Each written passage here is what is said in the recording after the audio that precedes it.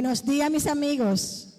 El Cristo en mí honra y bendice al Cristo en cada uno de ustedes en este hermoso domingo, nuestro primer domingo de Cuaresma, donde nuevamente nosotros, los llamados cristianos practicantes, estamos dándole la bienvenida a este tiempo de Cuaresma, donde consideramos que es un tiempo de preparación, es un tiempo de práctica espiritual, pero con propósito. Y ese propósito no es más que disciplinar nuestra mente, limpiar nuestro cuerpo para estar más receptivo a la guía e inspiración del Cristo en nosotros. Pero antes de continuar, voy a decirle algo importante. Los domingos sabemos que no son parte de nuestra Cuaresma, pero están incluidos en ellos, y nuestro cofundador, el señor Fillmore, nos los legó en ese libro, Guarda una Cuaresma Verdadera. Por tanto, nosotros en Unity lo usamos como el tema del servicio. Pero dado que ya nosotros no estamos teniendo clase presencial, como antes que la hacíamos presencial durante toda la semana, sino solamente en la Semana Santa, estamos usando nuestro tema como clase, como lo tiene nuestro libro Guarda una Cuaresma Verdadera. Por tanto, va a ser un poco más largo. Como ustedes han visto, hasta el folleto de Cuaresma del domingo es más largo que el de los otros días. Por tanto, nuestro servicio será un poco más largo que lo de costumbre.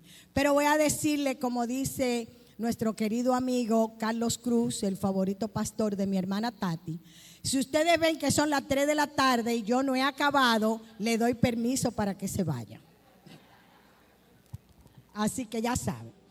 Pues como les decía, este periodo de preparación de 40 días de ayuno y oración antes de entrar a un trabajo espiritual, nos lo deja como ejemplo tanto Moisés como Elías como Jesús. Ustedes recuerdan que después de un periodo de ayuno y oración, fue que Moisés se preparó para recibir los 10 mandamientos. Después de un periodo de oración y ayuno, fue que Jesús inició su ministerio. Entonces, nosotros en Unity, siguiendo su ejemplo y como les decía, apoyados en ese libro, Guarda una Cuaresma Verdadera, que nos legó nuestro fundador, el señor Charles Fillmore, que nosotros lo usamos igual. El libro de Guarda una Cuaresma Verdadera tiene 3 partes. La primera parte, que es también parte del libro, tiene los temas que nosotros podemos estudiar para aprender y conocer más. Todos los temas que se tratan en la segunda parte. Y la segunda parte, a su vez, nos refiere a las primeras hojas de la primera parte, donde nosotros podemos ampliar más nuestro conocimiento y tener una comprensión mayor, aparte de que está basado también en citas bíblicas. Y la tercera parte del libro tiene unas preguntas, 4 preguntas, donde nosotros podemos, que es como una síntesis del tema, y donde nosotros podemos hacer como un examen para ver qué tanto del tema se ha quedado en nuestra conciencia. Cada tema de ese libro está apoyado en una cita bíblica y con una afirmación que, si nosotros la interiorizamos en nuestro corazón, y en nuestra mente, va a despertar en nosotros una comprensión espiritual mucho mayor. Este programa, amigos, es único de Unity en Dominicana y es maravilloso. Cuando lo seguimos verdaderamente, nos ayuda a dejar el afán y centrarnos, sumergirnos en esa mente Dios para elevarnos a un estado de conciencia donde nosotros podemos liberarnos de las cosas materiales y aparte de eso, darle cabida, libertad a nuestra divinidad para matar nuestra personalidad y honrar esa resurrección de ese Cristo interno que es en cada uno de nosotros. Pero para lograr ese propósito que yo les decía de este tiempo de oración, tenemos que vivir una verdadera cuaresma. En Unity usamos las mismas herramientas o los mismos métodos, por llamarlo de alguna forma, que usó Jesús. Y esos son el ayuno, la oración y la acción. El ayuno espiritual consiste en sacar de nuestra mente esa sensación de separación en la que nosotros vivimos constantemente para tomar la decisión de hacernos conscientemente conscientes, como decía nuestra reverenda, de nuestra unidad con Dios. Ayunando ¿de qué? De pensamientos erróneos, de sentimientos opuestos a la verdad de que todo es Dios y solo Dios es. Entonces, ese ayuno espiritual, cuando nosotros lo acompañamos con el ayuno físico, nos permite a nosotros centrarnos y centrar esa energía solamente en lo espiritual. Pero también tenemos la oración, y la oración es la negación y la afirmación. Negamos el error y afirmamos la verdad. Por lo que quiere decir que reconocemos que somos seres espirituales que usa un cuerpo como vehículo y reconoce y acepta que este cuerpo es solamente el vehículo que usa el ser espiritual que cada uno de nosotros somos. Afirmamos que somos seres espirituales, que somos a imagen y semejanza de Dios y que como seres espirituales Dios se expresa a través de cada uno de nosotros. Reconocemos que el Cristo es nuestra única y verdadera identidad. Pero también tenemos la acción. Y la acción es la que nos permite levantarnos a un estado de conciencia mucho mayor, donde supervisamos y controlamos nuestra palabra, honramos nuestras acciones para que sean coherentes con nuestras palabras, celebramos la unidad que somos cada uno, respetando la diversidad. Hoy es el primer día, el primer domingo de Cuaresma de este tiempo. Y sabemos que, como les dije, los domingos no forman parte de ella, pero están incluidas en ella. Y como es el primer domingo de Cuaresma, el tema es el altar. Pero antes de entrar al tema central, vamos a hacer una síntesis de lo que ha ocurrido del miércoles de ceniza hasta hoy.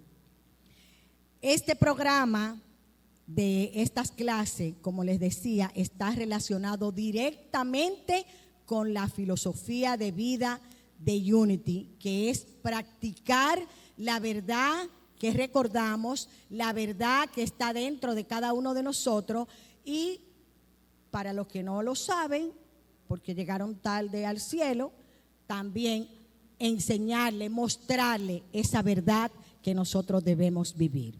El primer día fue negación, fue el primer paso del miércoles de ceniza, que, como nos dijo nuestra reverenda, simboliza el arrepentimiento, que significa la negación, donde decidimos borrar todos los falsos conceptos, los pensamientos de error y limpiar nuestra conciencia.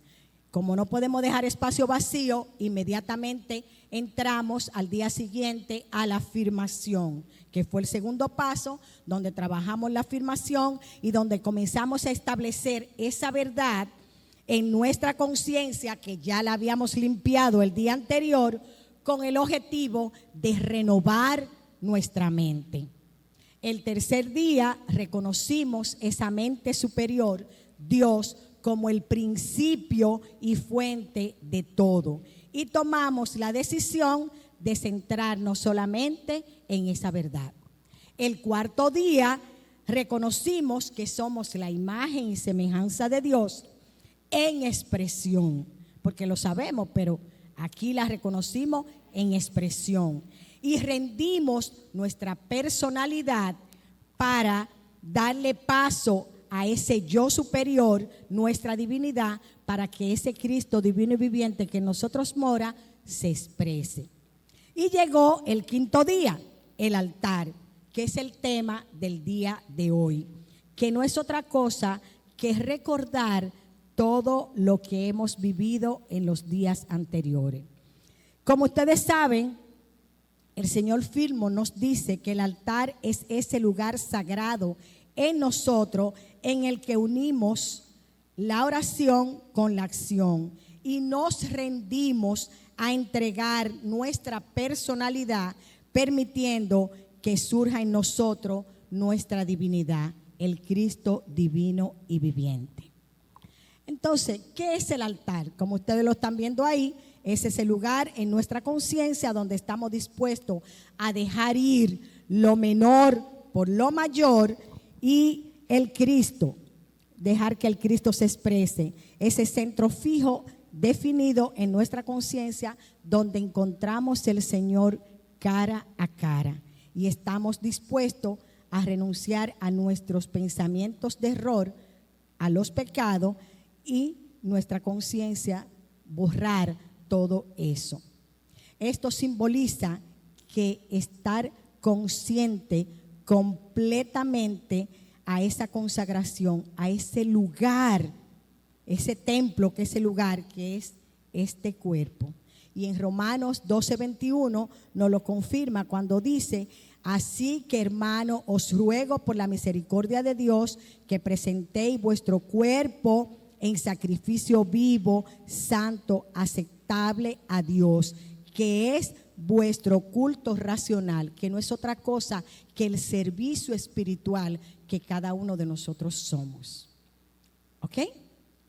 El altar del Dios desconocido es el anhelo de conocer a Dios, el Dios no revelado, y la búsqueda de la mente para tener una realización mucho más completa con esa fuente Dios que mora en nosotros. El altar de nuestro corazón es donde esa presencia de Dios nos transforma. Cuando nosotros vamos a ese altar de oración, a ese centro de cada uno de nosotros en nuestro corazón, salimos totalmente transformados. El altar significa voluntad de sacrificio.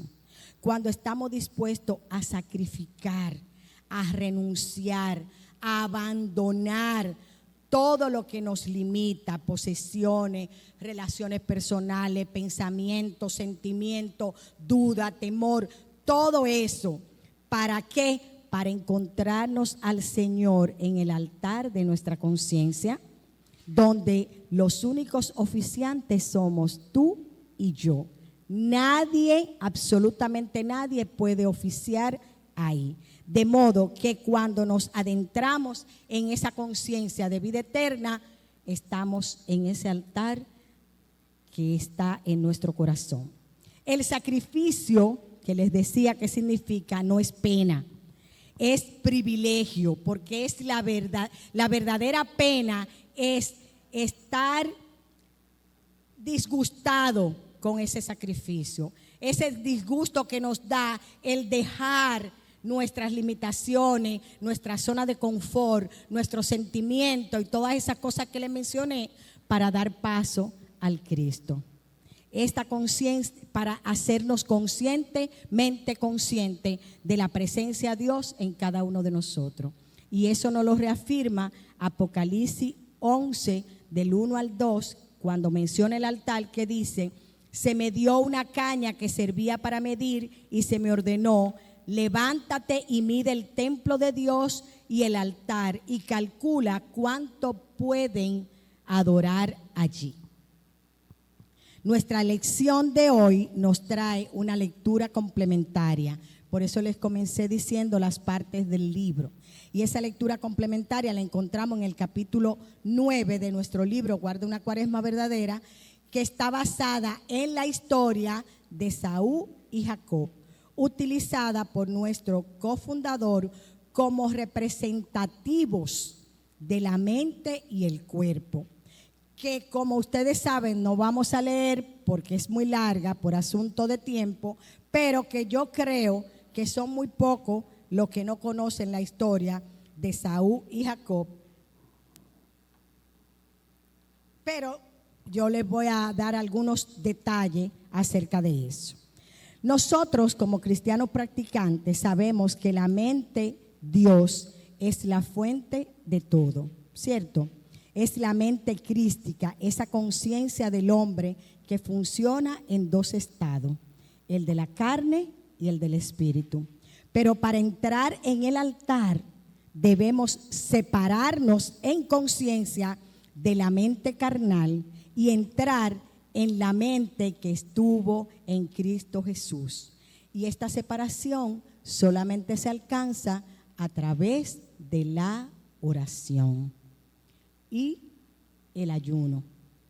El señor Fillmore, para recordarnos el valor que tiene la oración en la realización de esta separación en conciencia, nos recuerda la experiencia de Esaú y Jacob cuando recibieron la bendición de Isaac.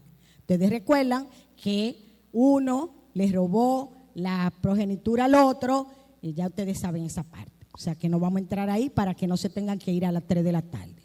El señor Fillmore dice que dice que una historia que incluye mente y corazón debe interpretarse históricamente y espiritualmente. Y eso es lo que nosotros vamos a hacer hoy, pero lo vamos a hacer conjuntamente. Para que no se sientan mal, les voy a dar esta primera pincelada. Recordemos que Isaac era el hijo de Abraham y Sara. ¿Se acuerdan? El hijo de promesa de la promesa que Jehová le hizo a Abraham, el cual él esperó con esperanza y hasta sin esperanza por 30 años, porque se tardó muchísimo para llegar. Dice el señor Fillmore que fue el único hijo de Abraham, resultado de su conciencia espiritual, porque todos los otros hijos que Abraham tuvo fueron producto de su conciencia material. Ya ustedes saben. Espiritualmente, el señor Fillmore dice que esta historia acerca de Esaú y Jacob ha ocasionado muchos problemas a los teólogos, porque tratan de excusar a Jacob y a Rebeca por su duplicidad con Esaú e Isaac. Pero que cuando nosotros la estudiamos bajo la comprensión, nos damos cuenta que no es más que una descripción exacta del trabajo del alma en evolución bajo la guía de la mente divina.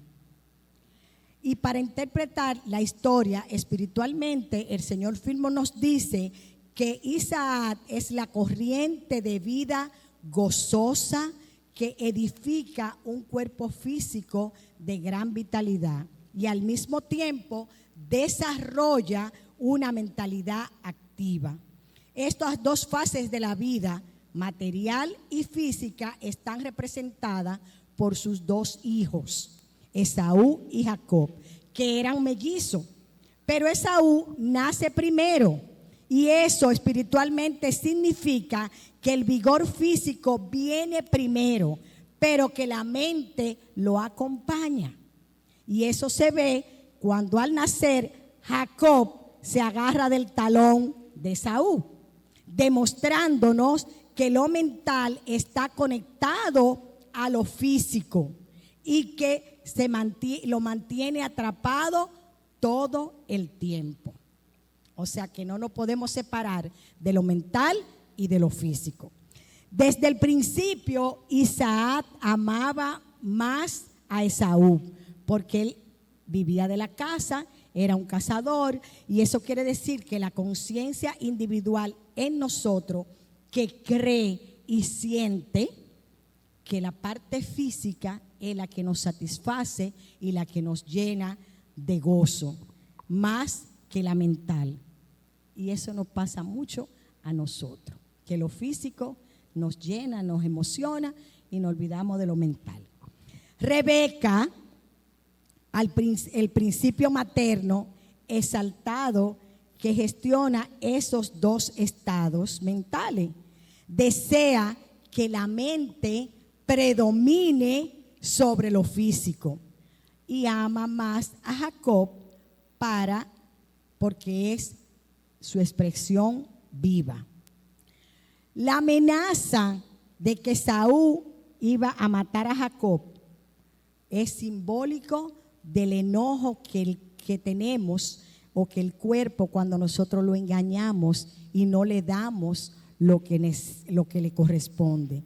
Eso representa esa lucha interna que se da en nuestro cuerpo y en nuestra mente cuando cambiamos nuestra forma de pensar. Y eso ustedes saben qué nos pasa cuando nosotros queremos hacer una cosa, pero nuestro cuerpo nos dice que haga otra. Como decía nuestra reverenda, queremos venir a Unity, pero me siento tan cansada, tengo tanta cosa que hacer y esa mente y ese cuerpo comienzan a pelear. ¿Y qué pasa? No hago lo que quiero, sino que hago lo que no quiero.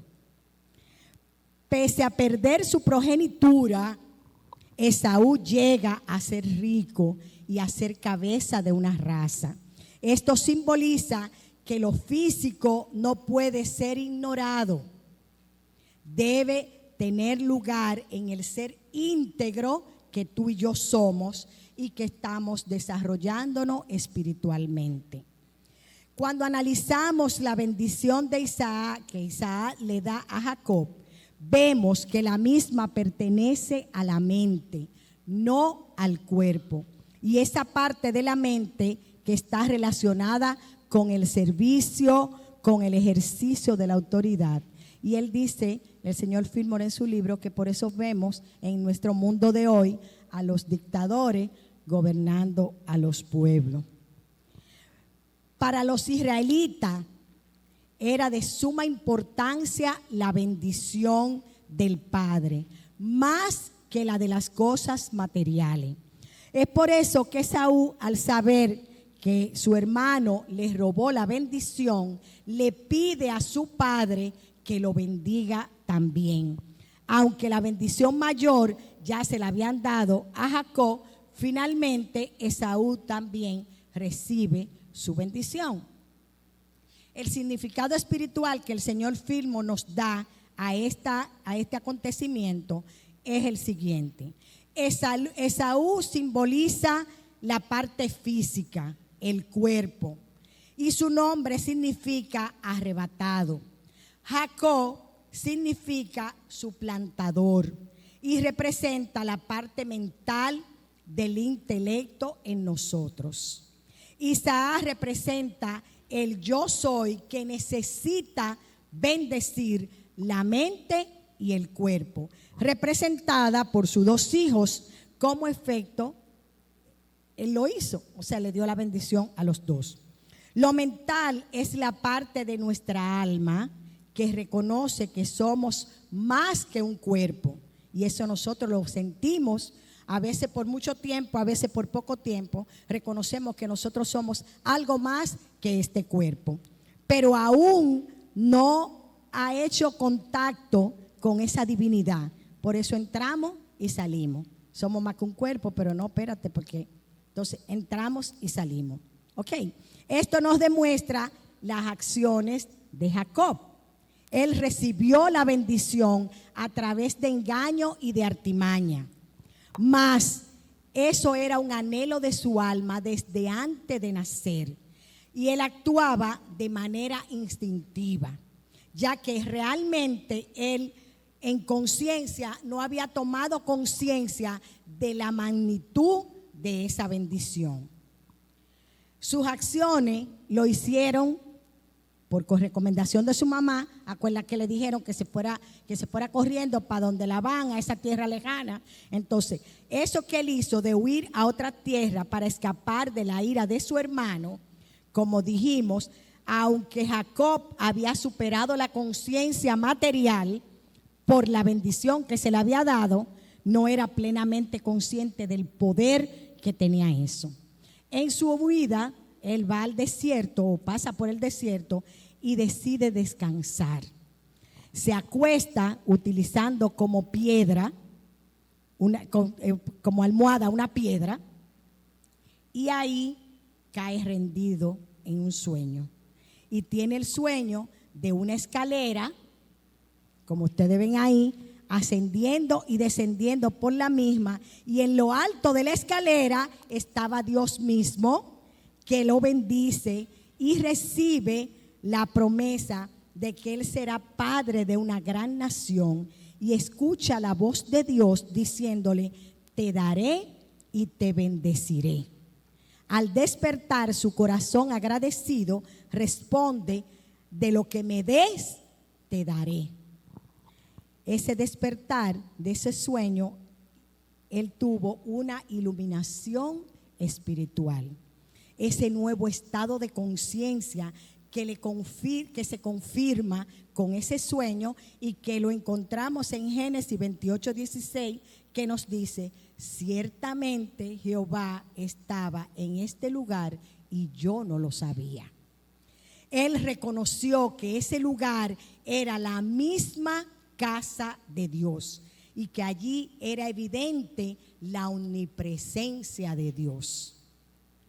Cada hombre, cada uno de nosotros debe tener ese primer despertamiento a esa verdad de que Dios está en todas partes, no importa cuán raro, para no usar otra palabra, sea nuestro alrededor. Dios es omnipresente. Jacob estaba rodeado de montañas rocosas y de muchísimas cosas, y él amontonó todas esas piedras e hizo un altar a Jehová allí mismo en el desierto. Esta es la gran lección para cada uno de nosotros. Saber que Dios está en todo lugar por igual. No importa cuán materiales parezcan, Él está ahí y está ahí. Para el hombre no regenerado hay siempre un gran despertar cuando aceptamos y vivimos una experiencia como la que tuvo Jacob.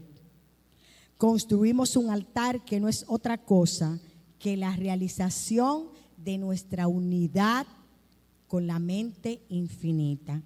Cuando el hombre comienza a mirar más allá de las apariencias, más allá de la superficie, y se da cuenta que Dios está ahí, que Dios funciona, que Dios está en él y con él constantemente, busca entonces unirse con esa mente infinita, la mente Dios, la omnipresencia.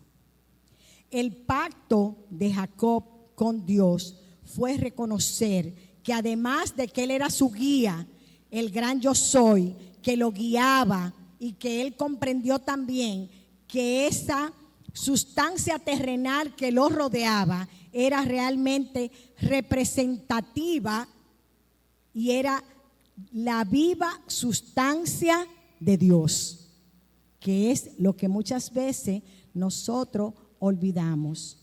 Todo es sustancia de Dios.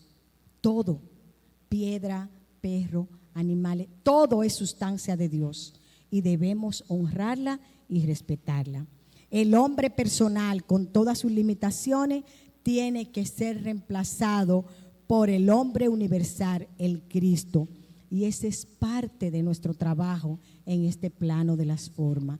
Es nuestro privilegio renunciar y abandonar todo: padre, madre, hijo, bienes materiales, casa, tierra. ¿Por qué? Por Cristo, para entrar en esa conciencia de vida eterna. Y cuando digo renunciar a eso, no es que usted renuncie a eso, es que usted le dé la prioridad a esa conciencia del Cristo, para entrar en esa conciencia de vida eterna y dejar eso en un segundo plano, que era lo que nuestra reverenda amada siempre nos decía: Dios primero. Al hacer esto, logramos una realización de vida eterna y recibimos mucho más de lo que hemos dejado atrás. Podemos decir como Jacob dijo ese día del despertamiento: verdaderamente Dios estaba en este lugar y yo no lo sabía.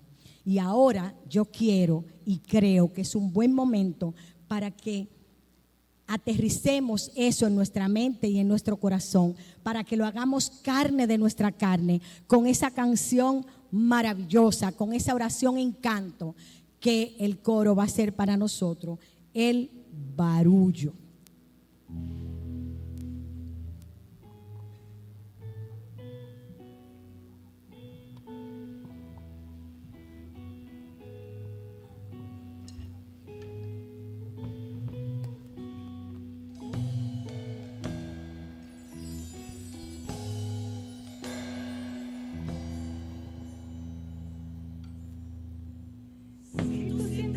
Barullo si no sabes qué es un ángel llegando aunque no lo ves, para acercar nuestras oraciones a Dios.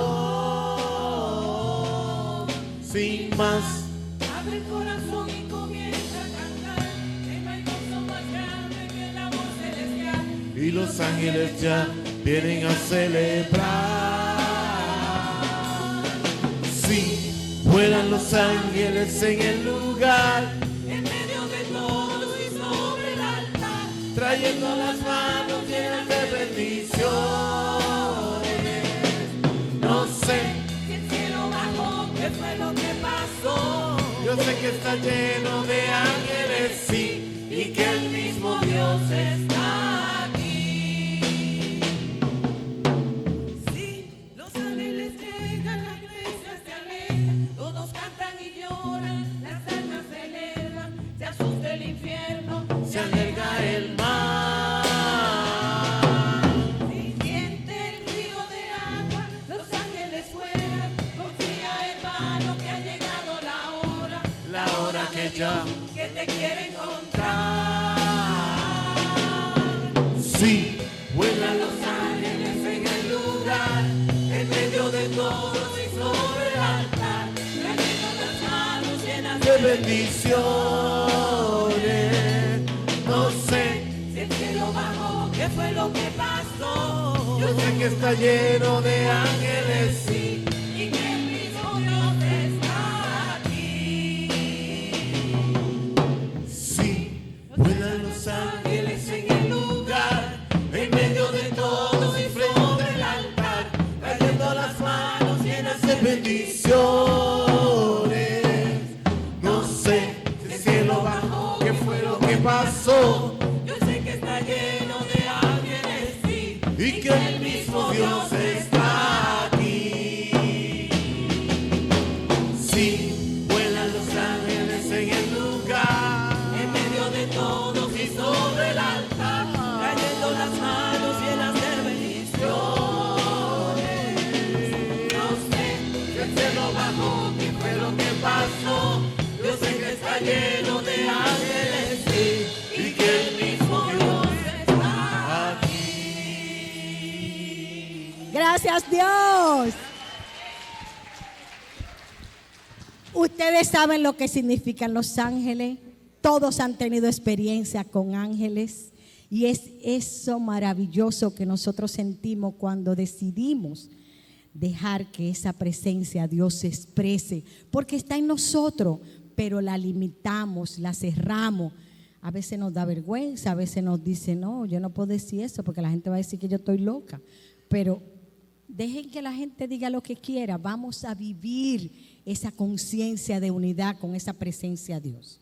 Y como les decía en un inicio, esta clase tiene una cita bíblica que ampara todo lo que hemos dicho. Ya oímos la parte de la lectura complementaria y su interpretación metafísica o espiritual.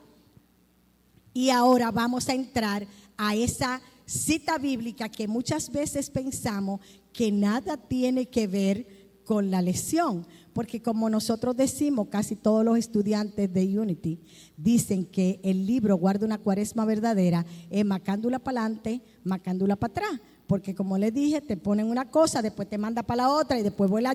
Entonces ahora vamos a entrar a la parte de la cita bíblica que ampara esta clase, que la encontramos en Mateo 5 del 21 al 26, pero la vamos a ir haciendo por parte para interpretarla y que vayan así junto conmigo, porque mi interés es que esta clase, como es el primer domingo, quede clara en su mente y en su corazón, para que cuando le hablen del altar usted sepa realmente lo que simboliza todo eso. Entonces Martina nos va a hacer la amabilidad de leernos Mateo del 21 al 22. Hágase la luz. Oísteis que fue dicho a los antiguos, no matarás, y cualquiera que matare será culpable de juicio. Pero yo os digo que cualquiera que se enoje contra su hermano será culpable de juicio. Y cualquiera que diga necio a su hermano será culpable ante el concilio. Y cualquiera que le diga fatuo quedará expuesto al infierno del fuego. Y la luz es. Amén. Aquí Jesús nos está diciendo que el crimen, el robo y hasta el adulterio son actos del pensamiento. Por eso es que nosotros en Unity no creemos en el diablo ni en el infierno. Esas son una de las razones. Jesús nos está diciendo que todos esos actos son del pensamiento, y en cuanto a la ley mental se refiere, es que nosotros quebramos la ley o nos quebramos contra la ley. ¿Cómo? Cada vez que pensamos negativamente o destructivamente. Cuando Jesús se refiere al infierno de fuego o juicio, está hablando de esos estados de conciencia, el juicio que sucede cada día dentro de nosotros, cuando el hombre no es castigado por razón, el hombre no es castigado por razón de sus pecados, o sea, de su erróneo pensar, sino por él mismo. El castigo es el fuego infernal, esos conflictos internos que se presentan dentro de nosotros, que nos producen rabia, dolor, ceguera, enfermedad, escasez, fracaso.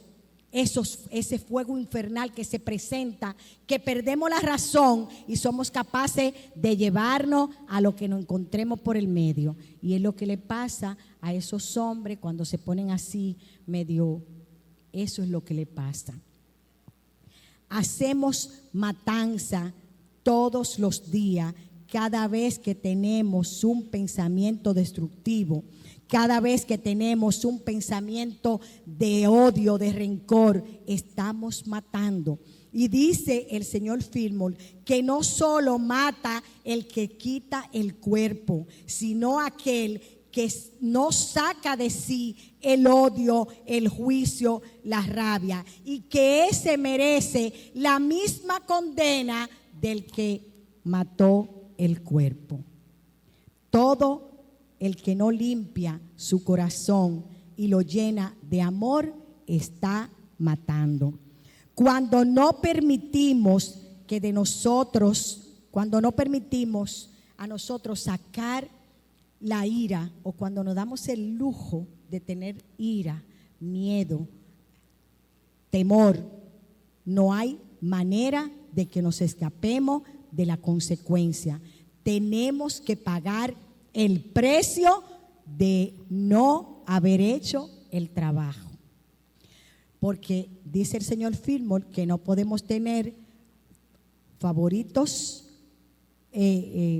resentimiento y al mismo tiempo tener paz. Porque él dice que una fuente no da agua dulce y agua salada al mismo tiempo. Tenemos todo el derecho de enojarse, no digo que no. Tenemos todo el derecho de enojarnos, de tener ira, de hacer juicio. Ahora, también tenemos el mismo derecho de asumir la responsabilidad que eso nos trae. ¿Por qué? Porque estamos constantemente trabajando con la ley. Me como un semáforo y pretendo que no me pase nada. Así que ya saben. Ahora nos vamos a la segunda parte de esa cita, que es Mateo 5, del 23 al 24. Hágase la luz. Por tanto, si traes tu ofrenda al altar y allí te acuerdas de que tu hermano tiene algo contra ti, deja allí tu ofrenda delante del altar y anda y reconcíliate primero con tu hermano y entonces ven y presenta tu ofrenda. Y la luz 6. Amén. Aquí está hablando de la oración, que es del Espíritu. La oración que es del Espíritu, no de una forma. Porque ya sabemos que la oración no cambia a Dios, nos cambia a nosotros. Él nos dice que el gran regalo que tenemos para ofrendar ante el altar de la oración interna es un corazón puro, un corazón limpio.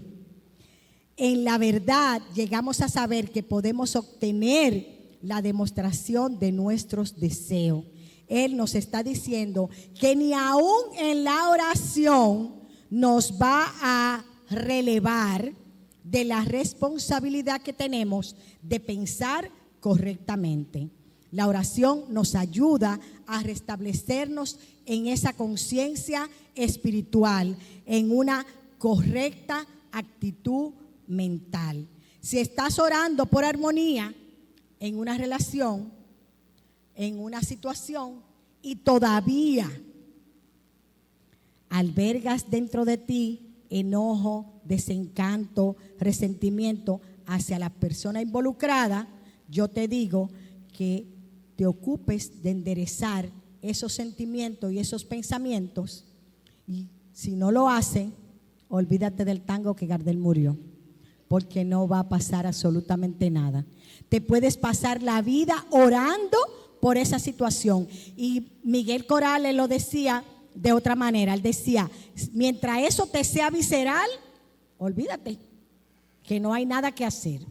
Tienes que sanarlo antes que todo, porque la oración no cambia, solo cambia las cosas en el grado que nosotros cambiamos. Porque cuando oramos, cambiamos nuestra percepción, abrimos nuestra mente a un deseo sincero de recibir las bendiciones de Dios en nuestra oración interna, en ese altar de nuestro corazón. Entonces, cuando estemos haciendo esa oración y tú veas que algo te pasa, páralo.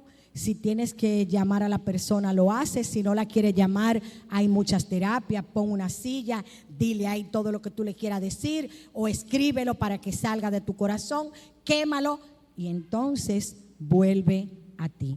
Porque de esa manera vas a quedar liberado 100%. Ahora vamos a leer del 25 al 26, la tercera parte. Hágase la luz. Ponte de acuerdo con tu adversario pronto, entre tanto que estás con él en el camino. No sea que el adversario te entregue al juez y el juez al alguacil y seas echado en la cárcel. De cierto te digo que no saldrás de allí hasta que pague el último cuadrante. Y la luz 6. De acuerdo significa arreglarse con, poner fin a.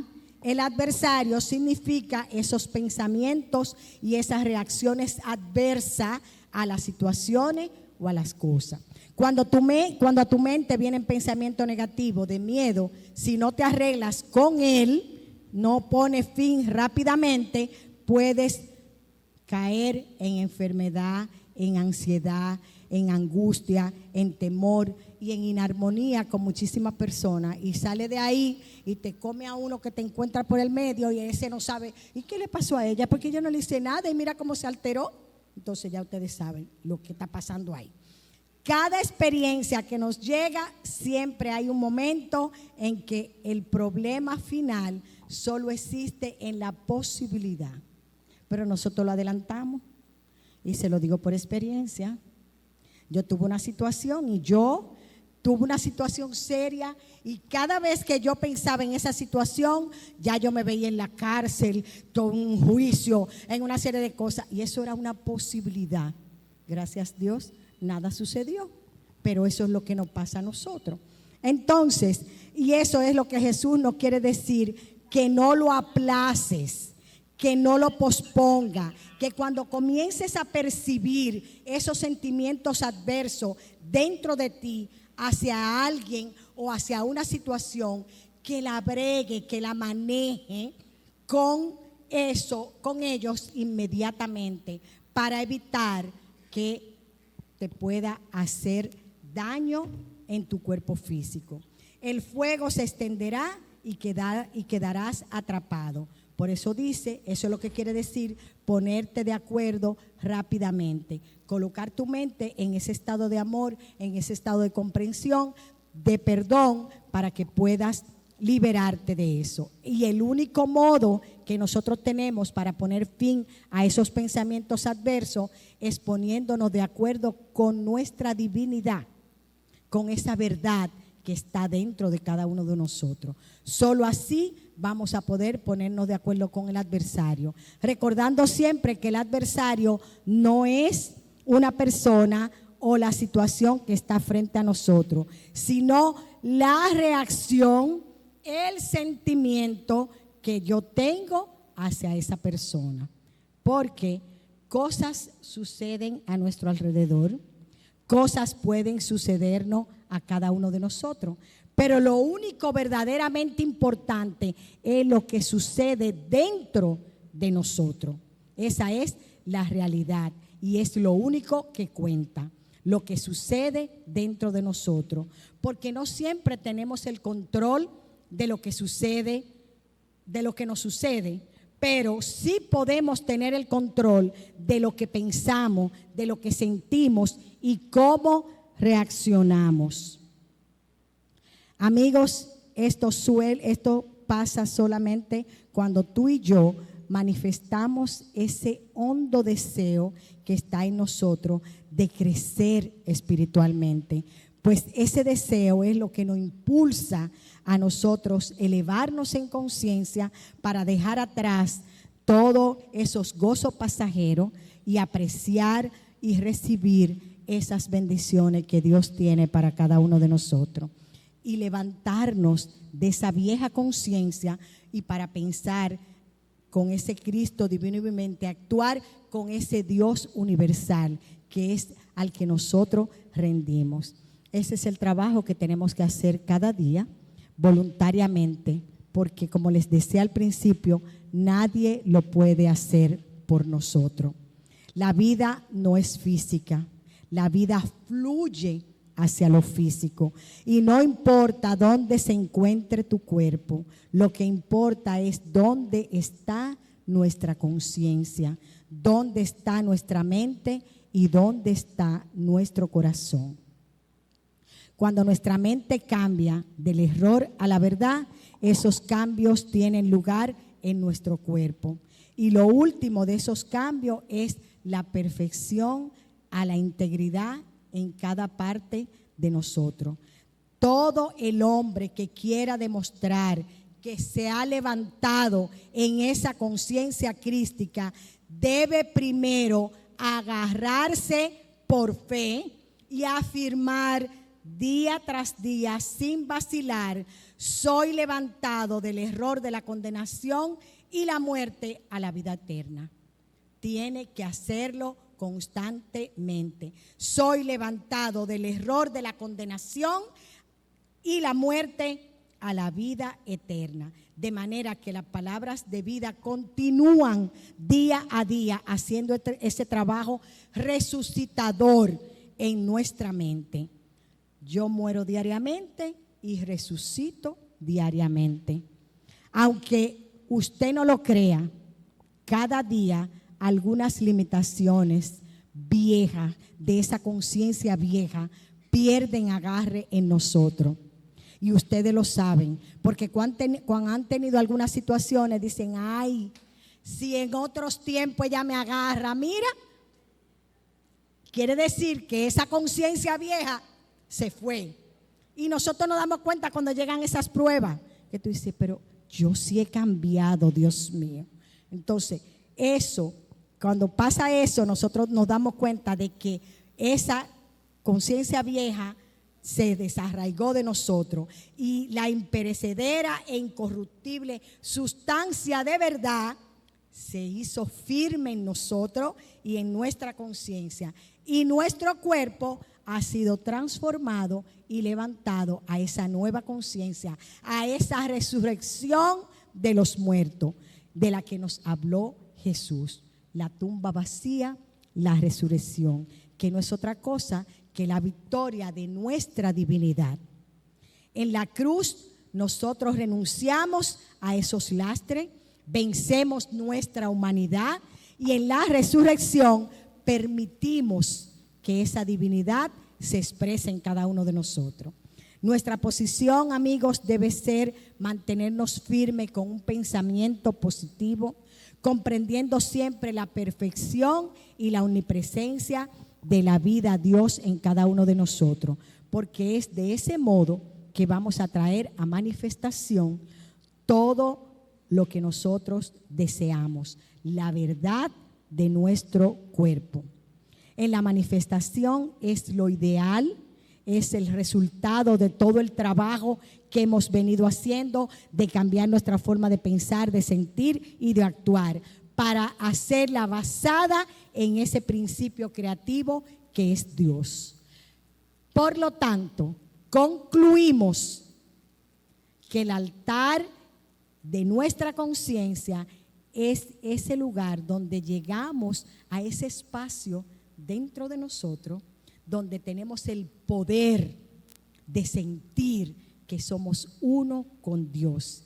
Y es ahí donde tú y yo nos encontramos cara a cara con el Señor de nuestro ser, que no es otra cosa que reconocernos como Dios, reconocernos como Él. Eso es lo que quiere decir encontrarnos cara a cara. Cuando tú y yo en ese altar de nuestro ser oramos, nos agarramos de esa verdad que está escrita en nosotros y nos vemos como Dios en expresión.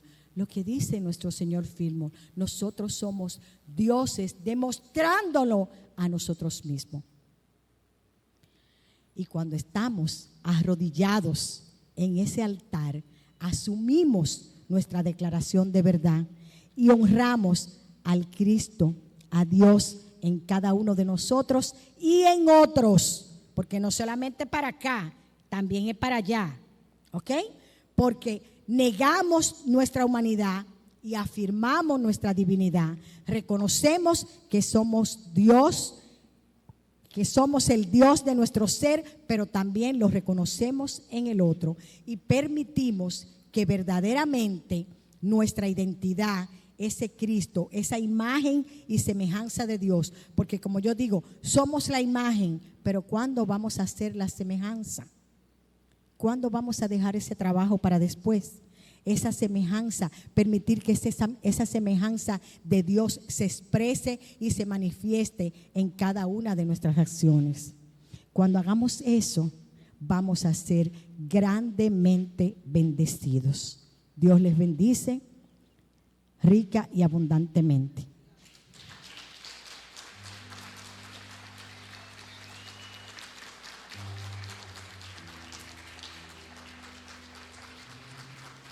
Para finalizar, ponerle la cereza al pastel, yo les dije que nuestro libro trae 4 preguntas, donde vamos a reconocer qué tanto de lo que hemos dicho se grabó en nuestra conciencia. ¿Qué es el altar?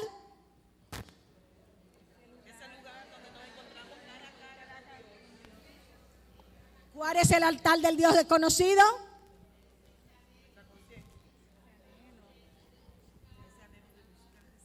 Ay, pero parece que fue Francia la única que se lo grabó. Léanse la clase otra vez cuando lleguen a su casa. ¿Qué sucede en la oración?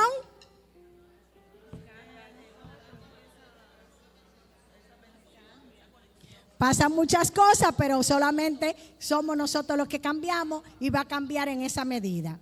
¿Y qué papel desempeña el deseo en nuestro desarrollo espiritual? Todo. Es lo que nos impulsa a elevarnos en conciencia y a dejar detrás el gozo pasajero y apreciar de verdad esas verdades espirituales que están escritas en nuestro corazón. Como les decía, la oración nos acerca más a Dios y nos acerca a esa luz de la que trae manifestación.